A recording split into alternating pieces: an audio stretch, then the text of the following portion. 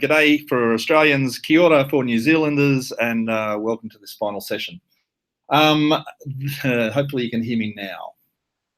Let me know in the chat if that is the case. My name is Chris Betcher. I am the Director of Professional Learning for Australia and New Zealand for EdTech team.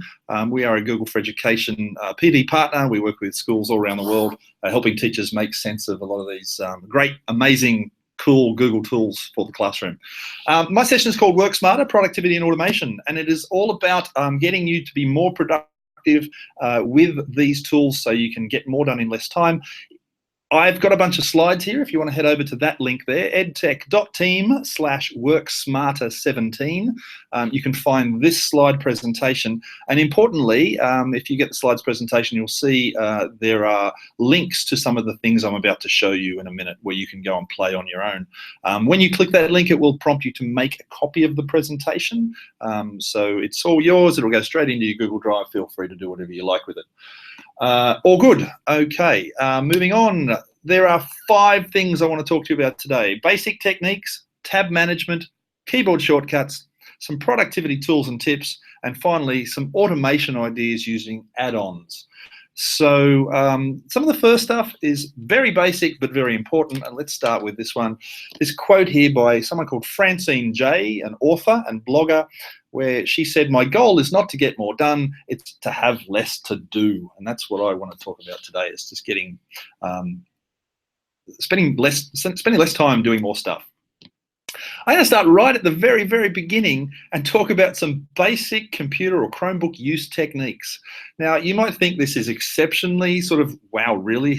Is he really about to talk about how to use a trackpad? Yes, I am, because we work with lots of teachers at EdTech team. We worked with 88,000 teachers around the world last year, and I can tell you that lots and lots of people, not just teachers, have really, really underdeveloped techniques of simply interacting physically with their computer. And I'll tell you why this is important. If you grab your mouse and you try and drag your mouse up to the corner of the screen to grab the scroll bar so you can move down a web page, most people, if they do that, they're probably wasting a couple of seconds every time they do that, or at least a second. If you add up all the times you reach for scroll bar during the day, it adds up to a lot of time. So simply using some of these trackpad techniques will save you tons of time. I start teaching these explicitly to students from about year 1 onwards, or kindergarten onwards, depending. And I start by saying, make an L. And you can see the diagram there, someone holding up their hand in the shape of an L. And I get students to place their thumb on the trackpad and then use their finger to do the moving around. Now, I know that sounds really basic, but if you can't operate a computer with one hand, you're going to be at a severe disadvantage as things get more complicated.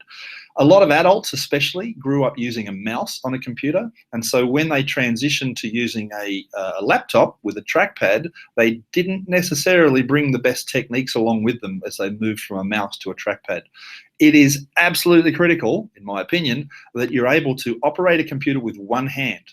So you don't use 2 hands and click with one and drag with the other. You actually literally, with your thumb, you click, with your finger, you drag. Very important technique. Now, as well as other techniques, there's this idea of 2-finger right-clicking.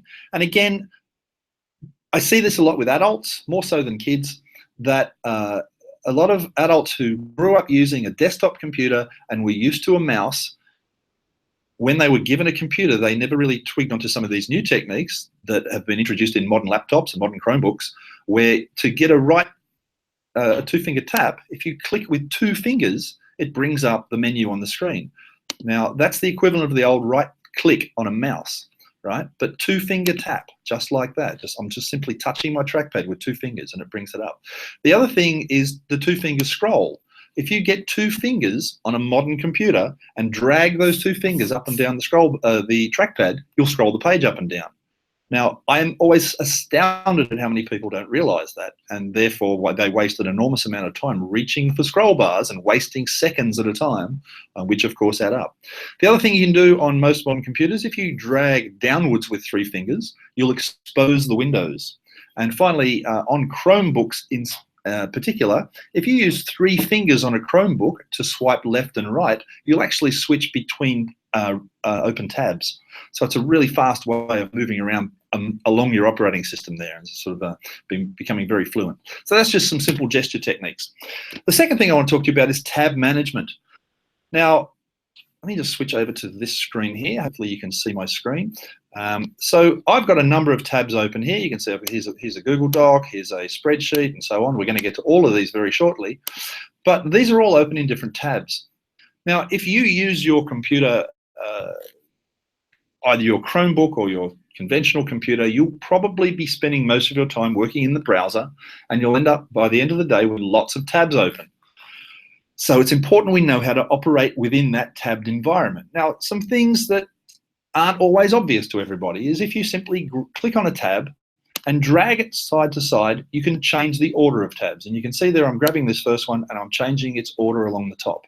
That's important. If you don't want things to be in a particular order, say I want these two Google Docs to be next to each other, I can simply drag them next to each other.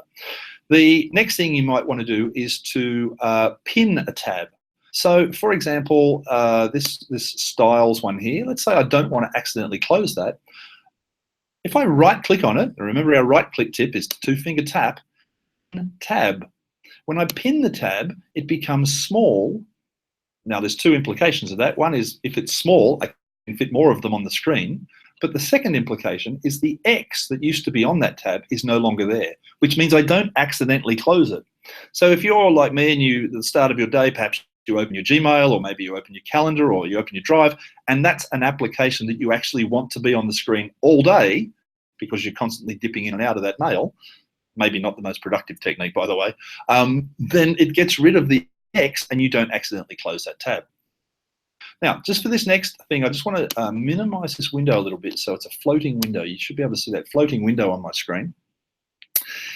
If you want to separate a tab from the rest of the window, you can simply grab it by clicking on it, hold your mouse down and your finger down and drag it down, and now you've separated that into two tabs. You can split your tabs up any way you like. If you want to put that back, just click on it, drag it back up, and it will dock back into the top of the row again. Those simple techniques of being able to manage your tabs any way you like, really, really important. You can see I have two tabs at the end here right now. So what I can do is click on the one to the immediate left, tap on it with two fingers to bring up the right click, and then say close all the tabs to the right, and it will close the tabs to the right, and it's an instant way of cleaning up. So once you know those simple techniques for simply managing your tabs, it makes life a lot easier because you can just get more done.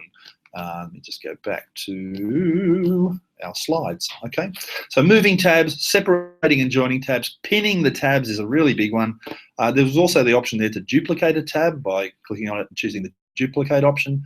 Sometimes you want two copies of the same tab to compare things, or maybe you're browsing through a online store or something, you want to look at two things side by side, you can duplicate that tab. So those are some good techniques for tab management. Number 3, keyboard shortcuts. Now I know people say, oh, I can't remember keyboard shortcuts. Remember them anyway. They save so much time.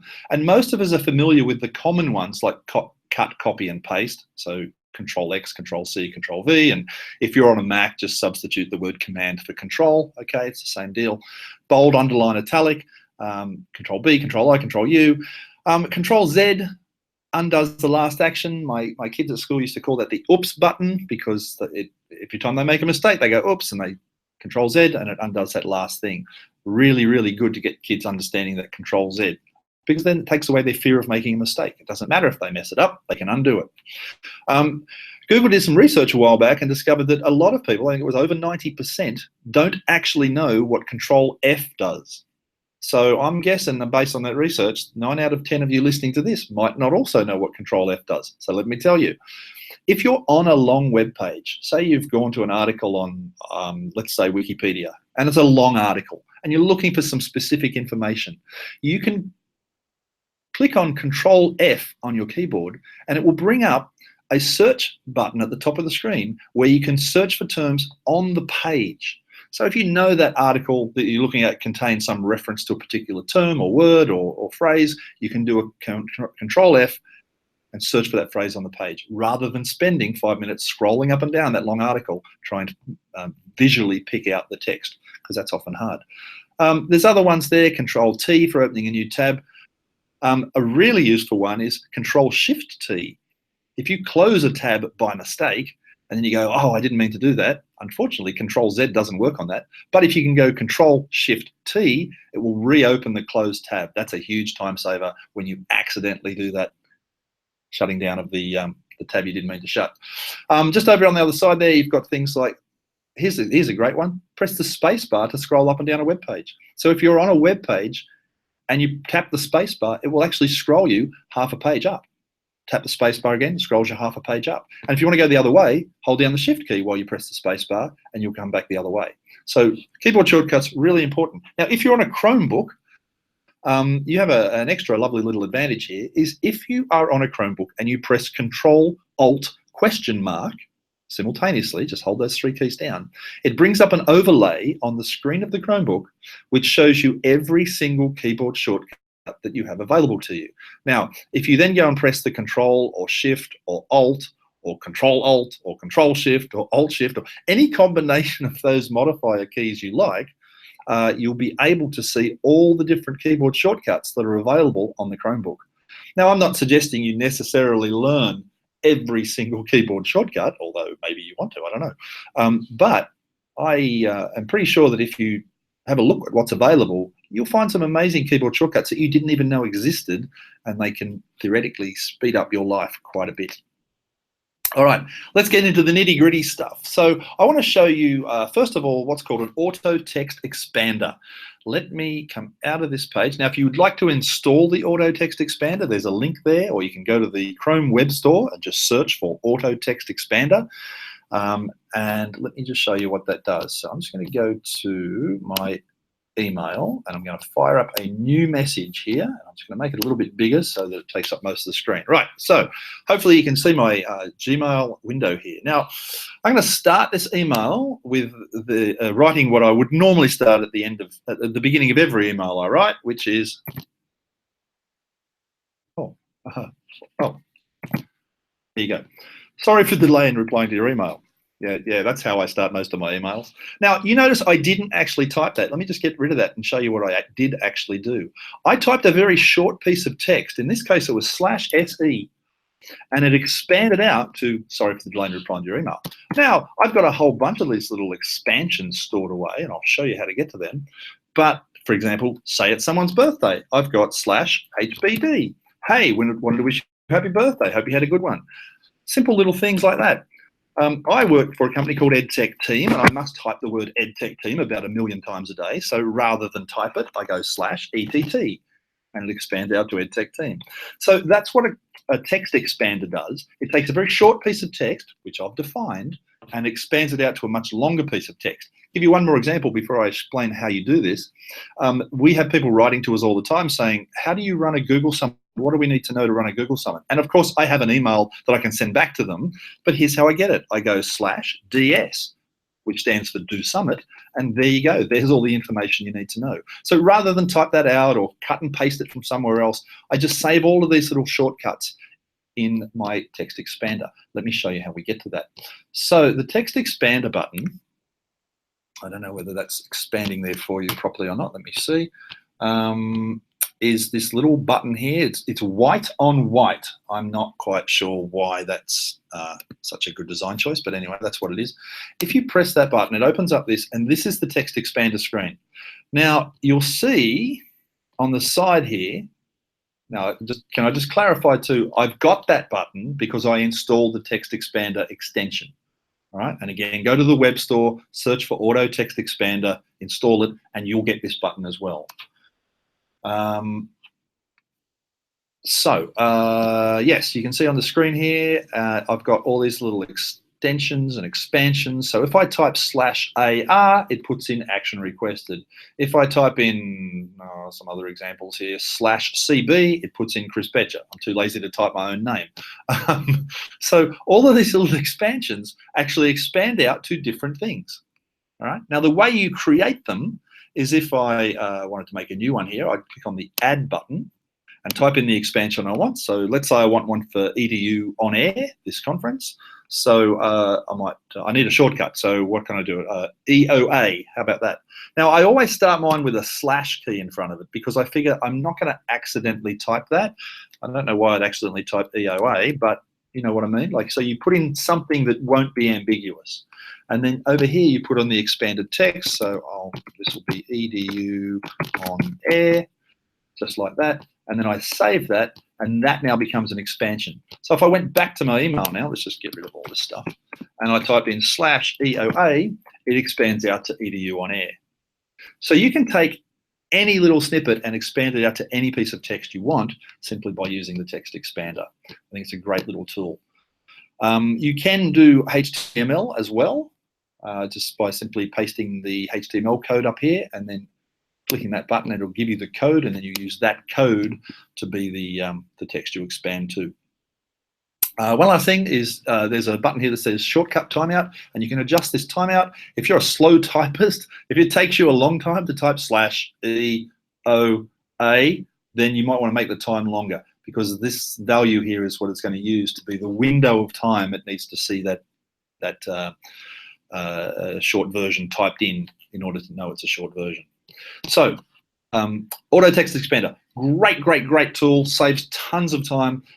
It does not, if you're using the Chrome version, it actually doesn't work on every single web page. It works on most, but depending on, I think it's got something to do with how much JavaScript is on the page. It doesn't necessarily work on every page, but it works in email, and that's good enough for me because it saves me tons and tons of time on email. All right, the second thing I wanted to show you, just to come back across to our slides again, sorry, there you go, don't mean to make you dizzy, is clipboard history. So here's the thing with clipboard history. So you might, I'll use my email again as an example. So you know that if I select that piece of text and I double tap with my two fingers and go copy, I've made a copy of that text, and it goes to this magical place called the clipboard, where it gets stored until I cut or copy something else. And then, of course, the first thing I cut or copied goes away. Well, that's pretty inconvenient. So I've installed a little extension here called, what's it called? I forgot the name of it. Clipboard History. And in fact, if you're searching for it, it's Clipboard History 2. It's the updated version. So Clipboard History remembers all the things you've cut and pasted recently. And you can see this one, my list here goes back to 8 months ago. I cut this thing out here. So if I just tap on that and then go back over to where I want to paste and go paste, it brings it in. That copy was done 8 months ago, but the paste was done just now.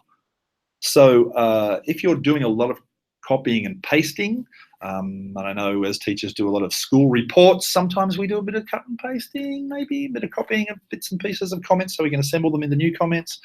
Anything at all where you do cut and pasting a lot, having the clipboard with an endless history of all the things you've recently cut and pasted is a really helpful tool. You can also mark out favorites, so things you copy or paste regularly, you can stick in there. There's also a cloud version. I won't go into the details of all that now, but that's the basic idea. It's a clipboard that has a long history to it, so it remembers all the previous things you've cut or copied. Big time saver, actually, once you start thinking about what that implies. Okay, the next thing I want to show you is the use of styles. Now, styles is it's been in word processing software for many years. Many people don't use it all that well, or don't use it at all, or aren't aware of it at all. So let me just show you what it is, because it's a massive time saver. If I come over here to this document here, where's our Anzac Day document? So this is a Google Doc, and there's some information here about Anzac Day. And sorry, I'm just checking some messages on the Q&A. Some people are saying they can't hear me on the Q&A. I hope that's not the case. I hope that's sorted itself out. Does auto text expander work in Google Docs? Hey, Laura, thanks for the question. It does not, and that's one of those annoying pages where it doesn't work. If you're not using a Chromebook, if you happen to be using Windows or a Mac, there are some text expander options that will operate at the operating system level, and of course it works on everything. I think because Google Docs pages are quite JavaScript intensive, they do not work in Google Docs, which is a bit of a shame. They do work in Forms, they do work in Sheets, they don't work in Docs. I can't explain why. Miriam, hi Miriam. Miriam says, how do you avoid having the shortcodes interfering in normal text writing? The trick is to make sure your shortcodes are things that you would not normally type, and that's the reason I always put the backslash in front of mine. just to make sure it's something that you don't accidentally kind of type by mistake. If you do type something by mistake and it expands, you can just press the, I think it's the backspace key, and it just gets rid of it anyway. And then the second time it doesn't expand. But yeah, make your code something that you won't accidentally type and it won't be a problem. Okay, back to this one. So styles. You can see that if I click into this text here about Anzac Day, up in the top here, it says normal text. Okay, and that's when you type normally, it's called normal text. If I click on the heading, you can see that I've designated the heading to be what's called heading 1. And this kind of next level down here, I've designated that to be heading 2. Now, the way you do that, of course, is you select the text, and then from this list, you choose which heading level or title level to designate. So if I wanted that to be level 3, I can do that. I want to go back to normal text, I do that. That's what a style is. But here's the thing with styles. Let's just say you've probably done this, right? You've probably been working on a long document and you've made some text look really pretty on page 1, and maybe you've made it sort of, I don't know, some particular font and it's a particular size and a nice color, and it might have an effect or something on it. And then you sort of get 3 or 4 pages into your document and you want the same heading style, right? And you can't remember, what size did I use? What font was that again? And you've got to go back to page 1 and look. It's a real pain. So what you can do is if you designate all your headings to be the same heading level, like this is heading 2, that's heading 2, that's heading 2, this is all normal text in the middle. If I take that text there and I design it to be what I want, so instead of Arial, let's make it Impact. That's a good one. Actually, you know what? I like Francois 1. That's a good one. So let's do that, and let's make it just a shade bigger. So maybe make it 24, and let's make it a different color. Let's make it red. Right? So I've changed the style. I've modified the style of what used to be called heading 2. But of course, the other ones haven't changed yet. So now I can go up to the list here, down to heading 2, and into the little fly-out menu on the side, and say update heading 2 to match. And that will then do exactly what it says. It updates all the other instances of heading 2 to match the one that I just changed. That's pretty cool. That's a huge time saver. It makes your documents look consistent and pretty, but it also just saves a lot of time because you're not constantly going over it and doing it again. And of course, if you change your mind, if you select that text again and go up here and change it, say you change your mind, you want it to be blue, you go up there to this list here, go down to heading 2 and say update heading 2 to match. And of course, now they all match because they're all blue. Big time saver, use of styles. Let's go back to here. Oh, voice typing. Just want to talk about voice typing in case you don't know about it. I know you might, but just in case you don't, let's see if it works. Because my computer's doing a million things at the moment. I'm going to go to the tools menu up here, down to where it says voice typing, and it brings up this little microphone. Now, by default, mine's defaulting to UK English because that's the language my computer is set to, but I speak with more of an Australian accent, in case you can't tell.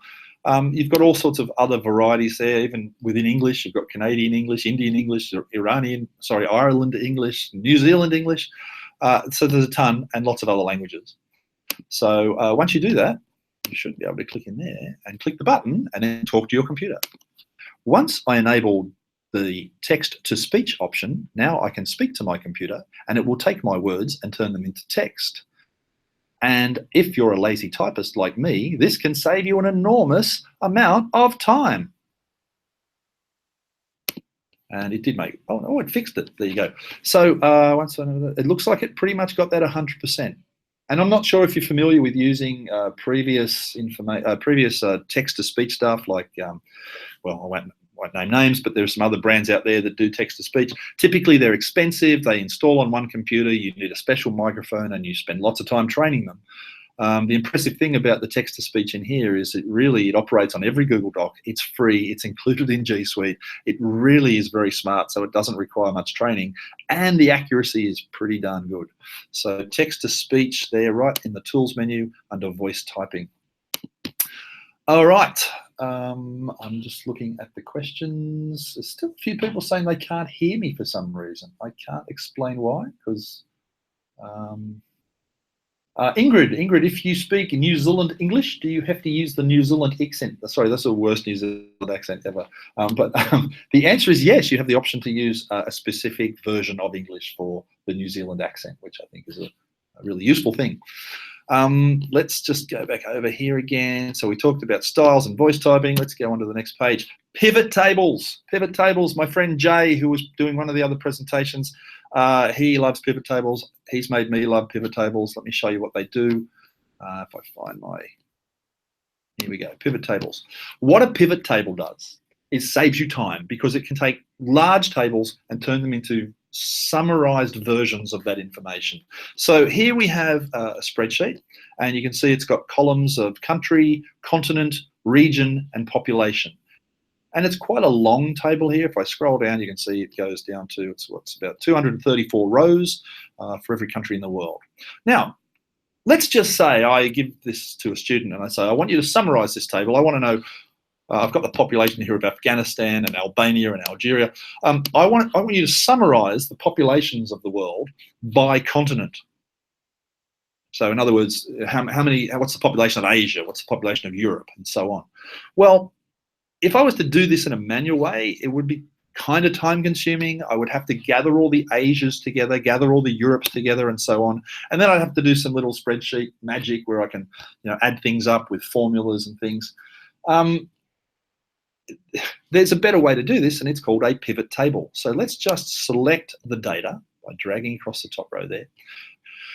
I'm going to go to the data menu and down to pivot table. Now, when you do this, it opens up a new sheet and it gives you this empty kind of table here. And this table has 3 parts to it. This is rows down the side. This is columns across the top. And in the middle here is what's called values. And the 4th thing we can do is we can filter out things we don't need. So if I wanted to summarize the world's population by continent, what I'd really want down the side here in the rows is a list of the continents. So all you do is over on the side here from the editor, you go to the rows section and you say add the region or the continent to that list. And you can see now it gives me a list of continents. That's good. And over in the center here, I actually want populations. So now I go to the values section and choose population. And it's now summarized all of the world's populations for me. It's put all the Africas together, all the Americas together, and so on. So this little table here is in fact a summary of this much bigger table here. Time saver. You notice I've got a row here I don't want, and the reason I got that is because when I selected the information, it actually selected everything all the way down the page. Oh, it's 1:58. I'm going to run out of time, aren't I? That's okay, as long as we learn something along the way. Open this pivot table. I'm going to go to the filter, and I'm going to go to the country and filter out anything that was blank. And so I've just unclicked the blank, say okay, turns that off, and now that's gone away. And you can see I've now got my filter much quicker way. And you know what? If I went back to the rows thing here and said, let's include the region as well, you can see now it just gives me a summary by region. And if I take these things and move them around, I can swap places by dragging these around. That's not such a useful version of that information, so be careful what you wish for. Let's put that back to how it was. But you can see this is a very, very quick and easy way of summarizing large tables of information really quickly. I've got all the population summaries here for the different regions, and the regions summarized down into the continents, and the continents summarized into the world, much quicker than I could do it manually. The last thing I'm going to show you, because I'm running out of time, and that is this thing called row call. You've done this before as a teacher. You've had a list of, I ran out of time. I'll show you this. It's called row call. Here's how it works. Go to the add-ons menu. Install this add-on called row call. When you start it, it will take this list. It will look down the side here on this panel, and it'll ask me what I want to do by. I want the kids to be in their sports groups. I say sports choice, and now I click the sort update button. It generates a tab for every one of those sports. You can see at the bottom of the page there, it's got tennis, swimming, soccer, basketball, and it's now sorting the kids from the master list into their respective sports. So as the sports coordinator, I don't have to do this manually. All I simply do is click that button, and it's taking that master list, and now I have my sport choice lists for all of those students. It's like magic. Hey guys, it's 2 o'clock. That wraps this session up. On behalf of everyone here at EDU On Air, I just want to say thank you for joining us. It's been great to have you all joining in the back channel here, and hope to see you again in the future at one of these wonderful events, and thanks for listening. See you later.